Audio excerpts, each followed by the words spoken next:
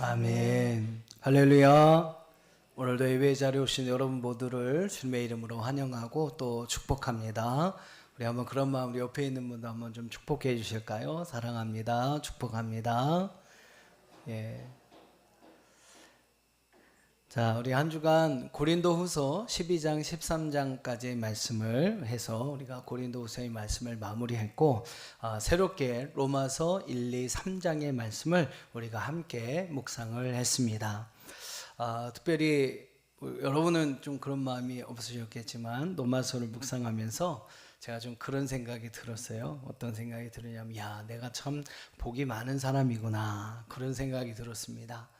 여러분, 교회 소식 안내에서 말씀드린 것처럼 제가 한 달 동안 안식월을 갖게 되는데 아내와 함께 이탈리아 로마에 갑니다. 예. 여러분은 한국에서 이 로마서를 묵상하시겠지만 저는 너무나 감사하게 로마에 가서 로마서를 묵상하게 되었어요. 여러분 어떻습니까? 그냥 복 있는 사람 같죠? 예, 그렇습니다. 여러분 아니라고 해도 저는 그런 것 같아요. 예, 교회에서 참 귀한 기회를, 좋은 기회를 주셔서 한 달간 바울이 아주 꿈에 그리던 그런 로마 아닙니까? 예, 그래서 저나 제 아내가 내 버킷리스트로 일생에 한번 꼭 가고 싶은 그러한 도시였는데요. 여러분이 이렇게 또 이렇게 배려를 해주셔서 한 달간 아내와 함께 다녀올 수 있게 되었습니다. 좋은 교회 주신 거 감사하고 또 우리 성도님들 이렇게 참 만나게 된 모든 것들이 참 내가 복이 많구나 하는 그런 생각이 한 주간, 지난 주간 동안 많이 들었습니다. 앞으로 우리 2주간 로마서를 묵상하게 될 텐데 저는 로마에 가서 열심히 말씀을 묵상을 할 겁니다. 여러분도 우리 부목사님들하고 같이 한국에서, 비록 로마는 아니지만 한국에서 로마서의 말씀을 잘 공부하셨으면 좋겠어요. 그래서 그 목사님들하고 부목사님들하고 로마서를 여러분 같이 나누시고, 오늘은 고린도후서를 좀 마무리하면서 오늘 고린도후서 12장의 말씀을 중심으로 해서 그리스도인의 자랑에 관한 그러한 말씀을 함께 나누려고 합니다. 우리 한번 따라해 봅시다. 그리스도인의 자랑. 예, 그리스도인의 자랑. 과연 여러분의 자랑은 무엇입니까? 여러분 무엇을 많이 자랑하시나요? 여러분의 자랑은 무엇입니까? 보통 이렇게 소그룹 모임을 통해서 우리가 여러 가지 나눔을 하게 되죠. 우리 속회 모임을 통해서 우리가 이렇게 같이 이야기를 나누고 삶을 나누는 일들을 하게 되는데, 잘 이루어지는 속회, 그 소그룹 모임이 잘 이루어지는 속회를 보면 세상 자랑, 자기 자랑 이런 거 하는 것보다 하나님을 자랑하는 간증들이 많습니다. 잘 되는 속회는 모일 때마다 서로가 막 하나님을 간증하고 하나님이 주신 은혜와 역사들을 자랑하고 하는 그러한 일들이 많아요. 근데 여러분, 이 속회가 잘 안 되고 소그룹 모임이 잘 안 되는 데를 보면 하나님 자랑보다는 세상 자랑, 자기 자랑, 남편 자랑은 또 별로 안 하시더라고요. 예, 자식 자랑, 돈 자랑, 명예 자랑, 이런 것들이 어떤 나눔의 내용이 되는 그러한 모습을 봅니다.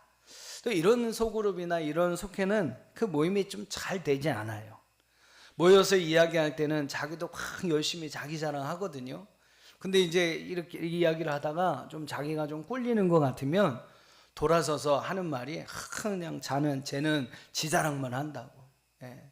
자기도 모일 땐 열심히 막 자기 자랑했으면서 자기가 좀 뭔가 꿀리면 토라져 가지고 저 사람은 막 자기 자랑만 한다고 그러면서 이제 토라지기도 하고 화를 내기도 하고 막 그렇습니다. 그런 모임은 잘 이루어질 수가 없는 거죠. 여러분, 교회 안에서의 이 소그룹 모임에서는 가능하면 하나님만 자랑해야 합니다. 할렐루야. 여러분 잘 기억해 주세요. 하나님만 자랑해야 합니다.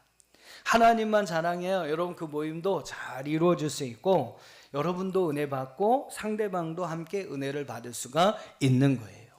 근데 여러분 하나님 자랑보다 다른 세상의 것들을 자랑하기 시작하면, 그런 것들이 여러분 자랑거리가 되기 시작하면 그 모임은 이제 그냥 세상 모임과 같이 흘러가고 마는 겁니다. 교회 안에서 별 의미가 없는 거죠. 그런 모임이 의미가 되지 않는 겁니다. 여러분 잘 기억하세요. 소그룹 모임 우리가 함께 나눔을 하거나 할 때는 누구 자랑이요? 하나님 자랑. 하나님 자랑만 하시기를 축복합니다. 자, 이 시간 한번 여러분의 자랑거리를 한번 생각해 보세요. 여러분 우리가 모일 때마다 아니면 여러 사람들에게 여러분이 막 자랑할 때 여러분의 자랑거리는 무엇이었습니까? 특별히 여러분은 하나님을 믿는 그리스도인으로서 성도로서 어떤 것을 자랑하셨습니까? 오늘 한번 좀 생각해 보세요. 나의 자랑거리가 그동안 무엇이었는가? 우리 하나님을 믿는 성도들의 자랑은요, 세상 사람들의 자랑과 분명히 달라야 합니다. 오늘 여러분 말씀해 보면 사도 바울도 자신에게 자랑거리가 있다, 자랑할 것이 있다라고 이야기를 합니다. 1절 말씀을 여러분 한번 보시면 그는 그 자랑을 내가 말할 수밖에 없다라고 이야기를 합니다. 내가 부득불 자랑하노니 이런 말을 쓰고 있어요. 그냥 자랑할 수밖에 없는 일이 있다라는 거죠. 자, 그렇다면 바울이 부득불 자랑할 수밖에 없는 것이 무엇이었을까? 오늘 저는 이 바울의 자랑을 우리가 함께 살펴보면서 이 바울의 자랑이 바로 우리의 자랑이 될 수 있기를 주님의 이름으로 축원합니다. 첫 번째로 바울은 무엇을 자랑했느냐? 바울은요, 신령한 영적인 체험을 자랑했어요. 자신에게 그러한 신령한 체험, 영적인 체험이 있다는 것을 그는 자랑합니다. 자, 오늘 1절 말씀을 한 번 더 읽어볼게요. 1절 같이 읽어봅시다. 시작. 무익하나마 내가 부득불 자랑하노니 주의 환상과 계시를 말하리라. 아멘. 여러분 자랑하는 거는 무익한 거입니다. 예, 여기도 바울이 그러잖아요. 무익하나마 부득불 내가 자랑하노니. 자랑하는 것은 무익한 것이지만 그럼에도 불구하고 내가 자랑해야 할 것이 있다. 그게 뭐라고 합니까? 주의 환상과 계시를 말하리라 라고 이야기를 합니다. 주의 환상과 계시를 말한다. 여러분 바울에게는 영적인 체험이 있었어요. 어떤 체험이었죠? 우리 사도행전의 말씀 보면 3번 바울이 자신이 체험한 그 영적인 은혜들을 간증하는 내용들이 나오는데 바로 부활하신 예수님을 만난 놀라운 체험이었습니다. 자, 사도행전 9장 3절과 4절을 한번 읽어볼게요. 사도행전 9장 3절과 4절을 보면 사울이 길을 가다가 다메섹에 가까이 이르더니 호련히 하늘로부터 빛이 그를 둘러싼지라 둘러 비치는지라 땅에 엎드러져 들음에 소리가 있어 이르되 사울아 사울아 네가 어찌하여 나를 박해하느냐 하시거늘. 여러분 바로 부활하신 예수님께서 다메섹 도상으로 예수 믿는 자들을 핍박하기 위해서 가는 그 사울을 만나 주셨습니다. 그 사울을 부르셨어요. 사울아 사울아 내가 어찌하여 나를 박해하느냐. 여러분 그곳에서 사울은요 빛 가운데 계신 주님을 만납니다. 그리고 주님의 음성을 듣게 됩니다. 그리고 그는 도무지 눈을 뜰 수가 없었어요. 사흘 동안 보지도 못하고 먹지도 못하고 마시지도 못했습니다. 이후에 아나니아 선지자를 통해서 그는 아나니아 선지자를 통해서 안수를 받고 다시 보게 되는 은혜를 경험을 합니다. 이 모든 것이 바울에게 주신 하나님의 영적인 체험이었어요. 놀라운 체험이 여러분 바울에게 있었다라는 겁니다. 그리고 바울은요 그때부터 그 체험을 자신의 자랑거리로 삼게 됩니다. 여러분 왜 이런 체험이 바울에게 있어서 자랑거리가 될 수 있었습니까? 왜 자랑거리가 될 수 있었어요? 바울은요 이 체험을 통해서 완전히 다른 사람이 됩니다. 완전히 다른 가치관, 완전히 다른 생각, 완전히 다른 목표를 가진 사람이 되었기 때문이라는 거예요. 이 체험을 하기 전에 바울은요 자신의 육적인 것들을 매우 자랑스럽게 여겼습니다. 나는 히브리인이다. 나는 로마 시민권자다. 나는 가말리알 문화에서 그 아주 위대한 학파에서 공부를 한 사람이다. 혈통적으로나 육적으로나 나는 너무나 뛰어난 사람이다. 이게 여러분 바울의 자랑거리였습니다. 그러니 여러분 어떡합니까? 사람이 교만해질 수밖에 없는 거죠. 그래서 막 그는 예수 믿는 사람이 잘못되었다라고 정죄하면서 스스로 그렇게 판단하고 막 그들을 박해하고 핍박하기를 시작했던 것입니다. 그런데 여러분 바울이 이 신령한 체험, 예수 그리스도를 만나는, 부활하신 주님을 만나는 그런 체험을 하고 나서 그는 완전히 다른 사람이 되어버려요. 그는 지금까지 자신이 가졌던 세상의 모든 자랑거리를 배설물과 같이 여겼다라고 이야기를 합니다. 지금까지 그가 자랑거리에 삼아왔던 모든 것들이 이제 배설물과 같은 것이 되었어요. 그리고 그 배설물을 그는 다 버렸습니다. 빌립보서 3장 7절과 9절 같이 한번 읽어볼까요? 시작. 그러나 무엇이든지 내게 유익하던 것을 내가 그리스도를 위하여 다 해로 여길 뿐더러 또한 모든 것을 해로 여김은 내 주 그리스도 예수를 아는 지식이 가장 고상하기 때문이라. 내가 그를 위하여 모든 것을 잃어버리고 배설물로 여김은 그리스도를 얻고 그 안에서 발견되려 함이니 내가 가지는 이는 율법에서 난 것이 아니요 오직 그리스도를 믿음으로 말미암은 것이니 곧 믿음으로 하나님께로부터 난 의라. 아멘. 그는 예수 그리스도를 만나는 그 신령한 체험을 통해서 하나님께서 그에게 주신 예수 그리스도에 대한 지식을 가장 고상한 것으로, 가장 귀중한 것으로 여겼습니다. 그래서 지금까지 자신을 위하여 정말로 자랑같이 여겼던 모든 것들을 배설물로 버렸다라고 이야기를 합니다.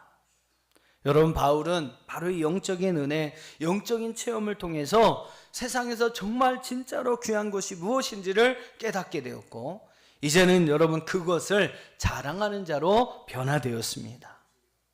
사랑하는 성도 여러분, 여러분에게는 바울과 같은 그러한 영적인 체험이 있습니까? 여러분, 이 영적인 체험도 나름대로 중요합니다. 믿음도 참 귀한 것이지만 하나님은 그 믿음에 플러스 우리에게 이러한 영적인 체험을 통해서 우리의 믿음을 더욱더 견고하게 하신다라는 거예요. 우리는 육신을 입고 살아가지만 육신을 위한 사람이 아니라 우리는 영적인 사람들입니다. 여러분, 그 사실을 믿으시죠? 예, 하나님 우리 인간을 창조하실 때만 유일하게 우리 코에 생기를 넣어 생명이 되게 하셨습니다. 오직 인간만이 영적인 존재예요. 그래서 하나님과 함께 교제하고 영적인 교제를 할 수 있는 유일한 하나님이 만드신 창조물이 바로 여러분 우리 인간입니다. 그렇기 때문에 여러분 우리에게는 이 영적인 체험이 참 중요한 거예요. 그래야 여러분 영적인 것을 알게 되고 그 영적인 체험을 통해서 우리가 더 영적인 것들을 사모하며 살아갈 수 있는 은혜를 얻게 되기 때문입니다. 여러분, 오늘 바울도 그렇잖아요, 그죠? 그가 여러분 평생 그의 남은 생애를 정말로 하나님의 복음을 위해서 살 수 있었던 이유가 무엇입니까? 바로 그가 다메섹 도상에서 만난 부활하신 예수님을 만난 그 신령한 체험이 평생 여러분 그가 한 길만을 갈 수 있는 그런 힘과 은혜를 주었다라는 거죠. 사랑하는 여러분, 여러분도 이런 은혜를 사모할 수 있기를 바랍니다. 그냥 교회나 다니면 되지, 뭐 이렇게 여러분 생각하실 수 있어요. 하지만 여러분, 교회나 다니면서 믿는 사람이 되는 것으로만 생각하지 마시고 우리는 하나님과 영적인 은혜를 사모하고 꼭 그 만남을 가질 수 있어야 합니다. 그런 여러분 인격적인 하나님과의 만남이 우리에게 필요합니다. 신방을 다니면서 우리 많은 부모님들이 자녀들을 위해서 기도하시면서 하나님, 우리의 사랑하는 자녀들이 꼭 하나님과 인격적인 만남을 갖게 해주세요, 이런 기도 제목이 정말 많았습니다. 그러니까 여러분, 그런 인격적인 만남이 평생 우리가 하나님을 의지하며 하나님만을 섬기며 하나님을 향한 믿음으로 갖게 하는 힘이 되기 때문이죠. 그러니까 여러분에게 그런 영적인 은혜, 영적인 체험이 있기를 축복합니다. 그래서 여러분, 오늘 사도 바울 같이 어디에서든지 오늘 그 체험을 많은 사람들에게 자랑하시고 또 그 체험을 통해서 여러분 하나님의 귀한 것들을 늘 여러분 마음속에 간직하며 살아가시는 저와 여러분들이 될 수 있기를 주님의 이름으로 축원합니다. 한번 따라해 보세요. 영적 체험을 사모하자. 할렐루야. 예, 여러분 꼭 그러한 영적인 체험들을 정말 여러분의 삶 속에 한두 가지 꼭 할 수 있기를 주의 이름으로 축원합니다. 자, 두 번째로 사도 바울은 자신의 약함을 자랑합니다. 좀 이상하죠, 그죠? 우리의 강함을 자랑하는 것이 아니라 보통 사람들의 자랑거리는 다른 사람보다 약한 것이 아니라 강한 거가 자랑거리가 되죠. 근데 여러분, 바울은 참 특이하게 자신이 가진 약함을 자랑합니다. 자, 5절 말씀 한번 읽어볼게요. 5절입니다. 시작. 내가 이런 사람을 위하여 자랑하겠으나 나를 위하여는 약한 것들 외에 자랑하지 아니하리라. 예, 나를 위하여는 약한 것들 외에는 자랑하지 않는다. 또 10절도 한번 읽어볼게요. 시작. 그러므로 내가 그리스도를 위하여 약한 것들과 능욕과 궁핍과 박해와 공고를 기뻐하노니 이는 내가 약한 그때에 강함이라. 예, 그리스도를 위하여 약한 것과 능욕과 궁핍과 박해와 곤고를 기뻐한다 라고 그는 이야기를 합니다. 자신의 약점을 많은 사람들은 숨기려고 해요. 왜냐하면 그 약점이 자기를 약하게 보이기 때문입니다. 여러분, 뭐 약한 것을 자랑하는 사람은 별로 없잖아요, 그죠? 강한 것을 자랑하게 되는 거죠. 여러분은 잘 모르시겠지만 제가 키가 좀 작기 때문에 조금이라도 좀 더 크게 보이려고 저는 키높이 구두를 신습니다. 그래서 가급적이면 제가 신발 벗는 곳은 잘 안 가려고 해요. 별로 좋아하지 않습니다. 그래서 저에게 혹시라도 이제 식사 대접을 하시거나 하시면 가능하면 신발 안 벗는 곳으로 저를 초대해 주셔야 돼요. 그냥 우스갯소리고요. 뭐 이제 결혼을 하고 뭐 50이 넘어가니까 뭐 키가 크든 작든 뭐 아무것도 상관이 없더라고요. 예. 뭐 예전에는 좀 그랬는데 요즘은 뭐 그냥 그런 게 아무렇지도 않습니다. 그러니 여러분 이제 걱정하지 마시고 신발 벗는 곳 초대하셔도 제가 기쁨으로 갈 거니까 걱정하지 마시고. 예. 그냥 뭐 우스갯소리고요. 보통 사람은 이렇게 자신의 약함을 자꾸 숨기려고 합니다. 근데 여러분, 숨긴다고 그 약점이 안 드러납니까? 아니잖아요, 그죠? 저도 제 아내를 열심히 속였는데 결혼하고 나니까 결국 뽀록 나더라고요. 예. 결정적인 순간이 되면 그 가진 약점들이 다 드러나고 결국 그것 때문에 자기도 실망하고 다른 사람에게 실망을 주기도 합니다. 그러므로 여러분, 자신의 약점에 대해서 우리는 막 숨기려고 하거나 뭐 창피하거나 부끄러워할 것이 아니라 우리 약점을 솔직하게 인정을 하고 그것이 그러한 약함이 나에게 있기 때문에 내가 더 주님의 능력을 의지할 수 있다. 오늘 여러분, 그게 바울의 고백 아닙니까? 그러한 고백이 바로 우리에게 필요한 줄로 믿습니다. 바울은요, 그런 의미에서 자신은 자신의 약함을 자랑한다라고 고백을 합니다. 여러분, 7절 말씀 한번 보세요. 7절 말씀 같이 읽어봅시다. 시작. 받은 것이 지극히 크므로 너무 자만하지 않게 하시려고 내 육체의 가시 곧 사단의 사자를 주셨으니 이는 나를 쳐서 너무 자만하지 않게 하려 하심이라. 여러분, 바울의 고백을 잘 한번 보세요. 여러분, 이 말씀 속에서 우리는 하나님께서 우리에게 약함을 주시는 분명한 이유가 있구나라는 것을 발견하게 됩니다. 왜 하나님께서 우리의 삶, 우리를 사랑하신 그 하나님이 때때로 우리에게 약함을 주고 때때로 우리의 삶에 문제를 주고 때때로 우리에게 여러 가지 어려운 일들이 있게 하는가? 여러분, 분명한 이유가 있더라라는 거예요. 바울의 경우는 뭐라고 했습니까? 7절을 다시 한번 보세요. 뭐라고 했어요? 자기의 약함을 주신 이유는 여러 계시를 받은 것이 지극히 크므로 자신으로 하여금 너무 자만하지 않게 하시려고, 자만하지 않고 더 하나님을 의지하게 하시려고 하나님께서 자신에게 육체의 가시를 주셨다. 나를 힘들게 하고 어렵게 하는 삶의 문제들을 주셨다. 나의 약함을 주셨다라고 바울은 고백하고 있습니다. 여러분, 바울은 이 육체의 가시가 자신에게서 제거되기를 3번이나 기도했어요. 뭐 꼭 3번만 한 건 아니겠죠. 3이라고 하는 건 완전수니까 정말로 그것이 없어지기를 간절히 그가 기도했던 것입니다. 하지만 여러분, 하나님의 응답은 뭐였어요? 제거보다는 더 큰 응답을 주셨는데 9절을 한번 보세요. 9절을 한번 읽어봅시다. 시작. 나에게 이르시기를 내 은혜가 내게 족하도다. 이는 내 능력이 약한 데서 온전하여짐이라 하신지라. 그러므로 도리어 크게 기뻐함으로 나의 여러 약한 것들에 대해 자랑하리니 이는 그리스도의 능력이 내게 머물게 하려 함이라. 아멘. 내 은혜가 내게 족하다. 여러분, 하나님께서 바울에게 주신 은혜입니다. 내 은혜가 내게 족하다. 이는 너의 약함은, 내가 가지고 있는 육체의 가시는 내 능력이, 하나님의 능력이 약한 데서 온전하여지기 때문이다.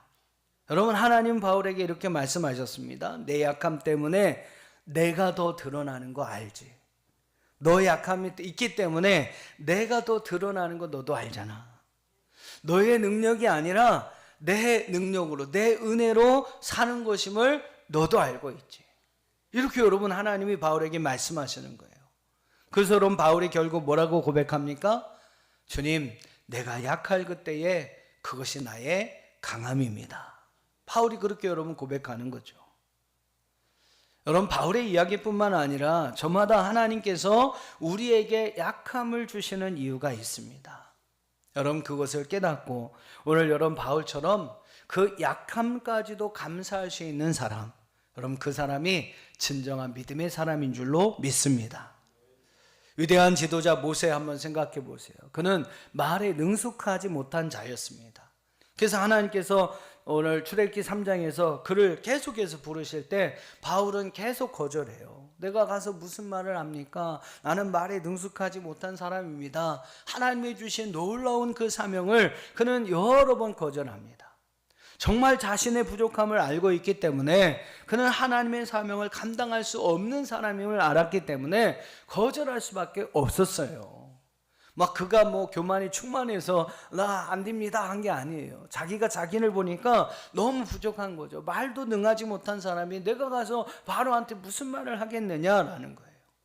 자기의 약함, 자기의 부족함을 알기 때문에 그는 하나님의 놀라운 사명, 그 위대한 사명을 감당할 수 없었다고 그는 거절했던 것입니다.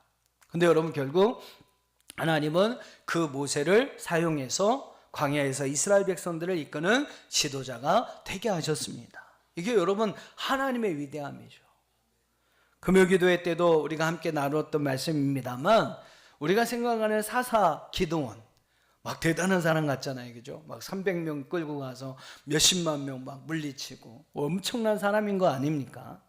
근데 여러분, 사사기 6장에 보면 처음 하나님께서 그 사사 기드온을 부르실 때에 그의 모습을 보면 여러분 옹졸하고 용기도 없는 완전 쫄장부의 모습입니다.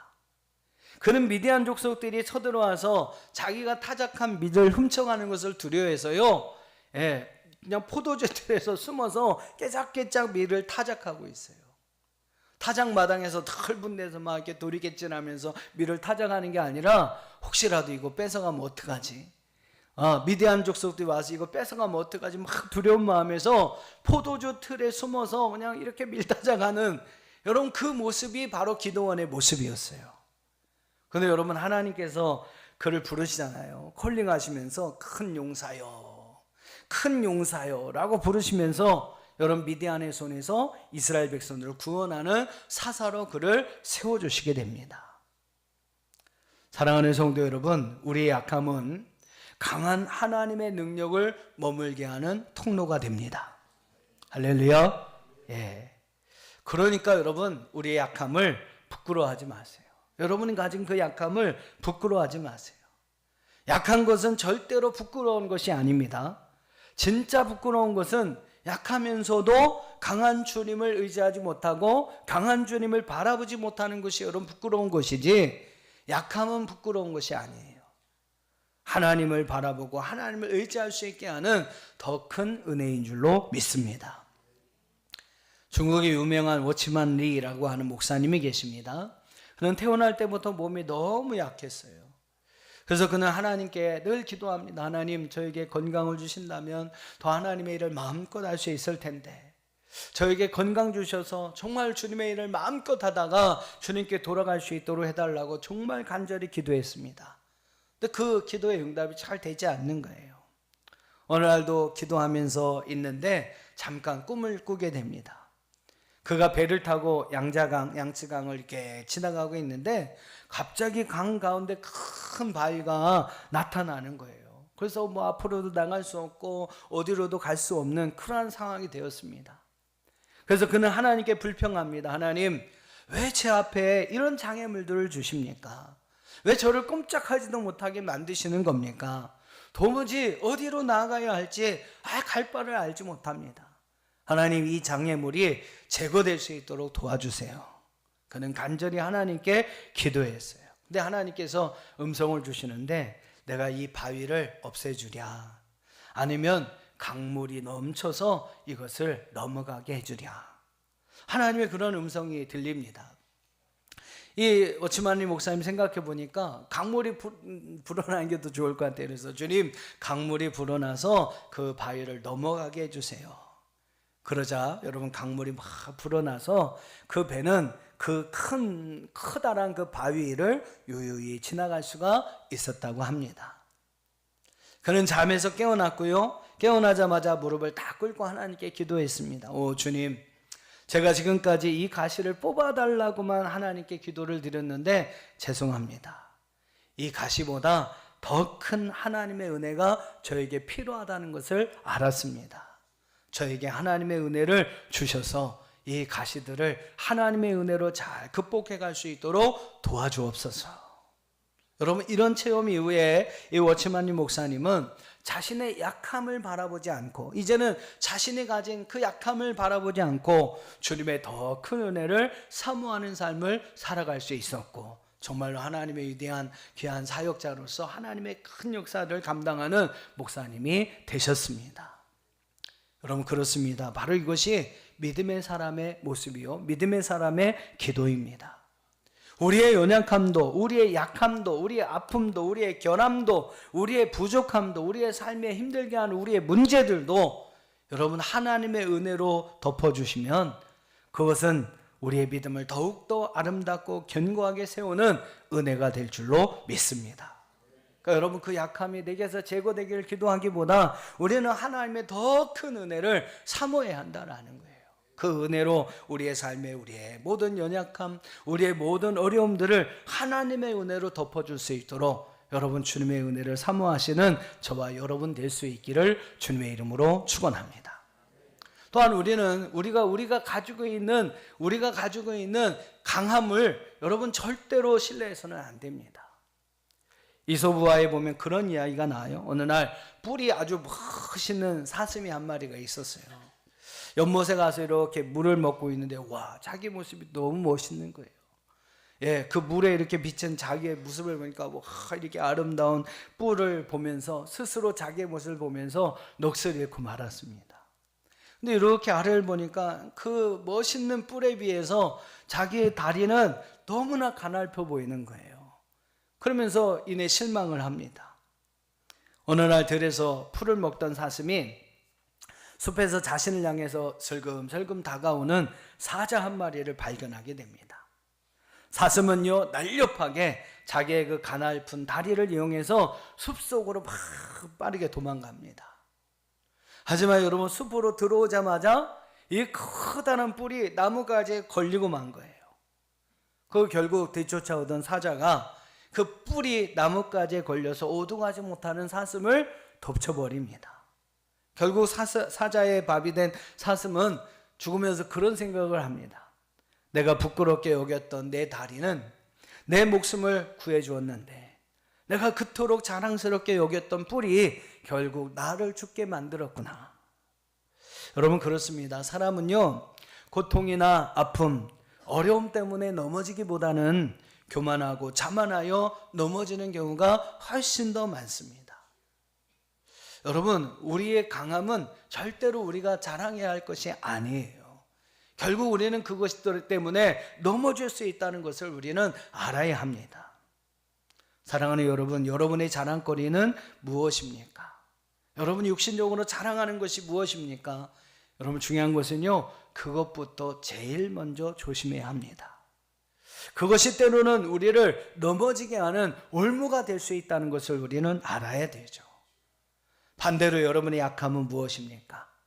여러분, 그것 때문에 감사할 수 있기를 바랍니다. 우리 약함은 더 큰 하나님의 은혜를 체험할 수 있게 하는 은혜의 통로가 될 수 있다라는 겁니다. 오늘 이 바울의 고백을 잘 기억하세요. 자신의 약함을 자랑했던 이 바울과 같이 오늘 저와 여러분도 우리의 약함을 자랑할 수 있는 귀한 은혜가 있기를 주의 이름으로 축원합니다. 자, 마지막 셋째로 오늘 본문의 말씀에는 나오진 않습니다만 바울이 정말로 중요하게 여겼던 한 가지 우리 간단하게 살펴보고 오늘 말씀을 마무리합니다. 자, 갈라디아서 6장 14절 한번 같이 읽어봅시다. 시작.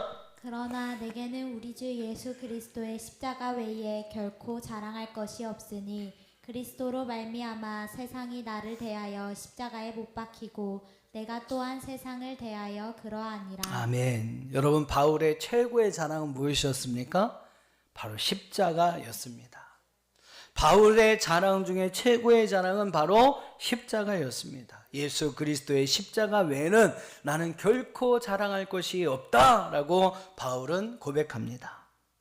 사랑하는 여러분, 예수님의 십자가 있었기 때문에 우리가 구원을 받죠. 그분의 십자가 때문에 우리가 영원한 생명을 얻습니다. 십자가는 우리를 향한 하나님의 최고의 사랑의 표현입니다. 그 십자가가 있기에 부활의 영광도 우리가 얻을 수가 있었던 것이죠. 여러분, 이러한 의미에서 바울의 평생 자랑은 주의 십자가였습니다. 소망하기는 오늘 이 바울과 같이 그 십자가가 우리의 자랑이 될 수 있기를 바랍니다.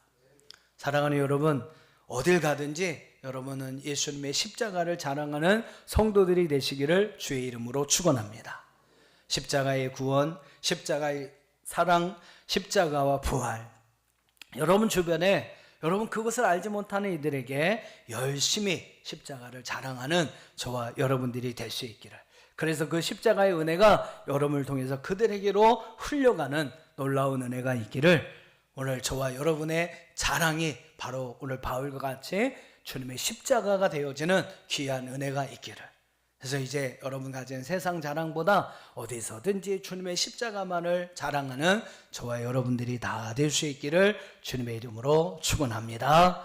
함께 기도하겠습니다. 오늘 우리에게 주신 이런 말씀, 오늘 바울의 자랑을 통해서 우리는 자랑의 본질을 좀 회복해야 합니다. 하나님과 영적인 만남의 체험이 과연 여러분에게 있습니까? 오늘 바울처럼 주님 그 영적인 체험을 우리의 삶의 자랑거리가 되게 해 주옵소서. 우리에게 연약함과 부족함이 있습니다. 하나님, 우리를 힘들게 하는 것이지만 하나님 그것이 바로 주님의 능력을 머물게 하는 은혜의 통로인 줄로 믿습니다. 우리의 연약함을 자랑하는 자가 되게 해 주옵소서. 오늘 바울처럼 어디서든지 누구에게든지 주님의 십자가를 자랑하는 우리의 삶이 되게 해 주옵소서. 오늘 말씀 기억하며 함께 통성으로 같이 기도하겠습니다. 하나님 감사합니다. 오늘도 우리에게 주신 하나님의 말씀을 기억합니다. 하나님, 오늘 이 말씀과 같이 하나님을 만난 귀한 영적인 체험이 우리의 자랑이 될 수 있도록